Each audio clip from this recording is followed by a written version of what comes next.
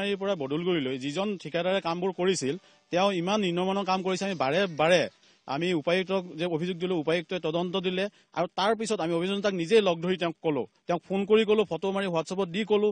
তাৰপিছত তেওঁ ইমান নীৰৱ ভূমিকাত আছে। আৰু জানিব পৰা মতে এই 15 নম্বৰ হাইৱেৰ কাম কৰিলে মানে দুটামান মেচিনৰ দৰকাৰ, কিন্তু কোনো মেচিন ইউজ নকৰিলে। ইয়াতে তেওঁ জেচিবিৰে খান্দিলে আৰু আপোনাৰ ৰুলাৰে মিলাই দি কিনে হাইৱে এটা বনাইছে।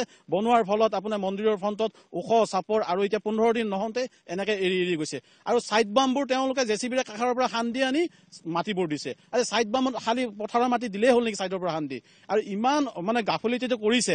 ইয়াৰে ৰহস্য কি? আৰু জানিব পৰা মতে এইজন ঠিকাদাৰৰ এজন মিনিষ্টাৰৰ অতি ঘনিষ্ঠ হোৱাৰ কাৰণে তেওঁ অভিযন্তাকো নামানে, কাকো নামানে। তেওঁ মত গভীৰভাৱে কামবোৰ চলাই আছে। নিৰ্মাণৰ ক্ষেত্ৰত তেওঁলোকে যিটো ব্যৱস্থা কৰিছে এইটো খুব মানে ভাল হোৱা নাই। কাৰণ গাঁটাগাঁটি যিবিলাক হৈ আছে ইয়াত এক্সিডেণ্ট হোৱাৰ বহুত চান্স আছে। তেওঁলোকে যিখিনি কৰিব লাগিছিল সেইখিনি এতিয়ালৈকে কৰা নাই। নিৰ্মাণ কৰি থকাত আপোনালোকে দেখাৰ পিছত কৈছিল নে সেই বিষয়ে?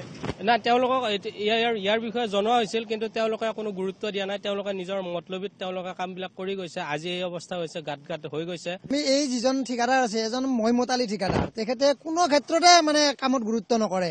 এই দেখিছেনে আজি কেইদিন হ'ল, আজি দিয়াৰ লগে লগে খুলিয়ে গ'ল, ইপিনে গৈছে। আজি কিছুদিন আগতে আপোনাৰ এক্সিডেণ্ট হ'ল, বাইক এক্সিডেণ্ট হ'ল, মাৰুতি এক্সিডেণ্ট হ'ল, ইয়াত মানুহো মৰিছে। তেখেতে গুৰুত্ব নকৰে। আৰু এইটো ৰাস্তাৰে কমচে কম কিমান VIP মানুহ আহে, তেখেতসকলে কোনো কাণসাৰ নাই নেকি?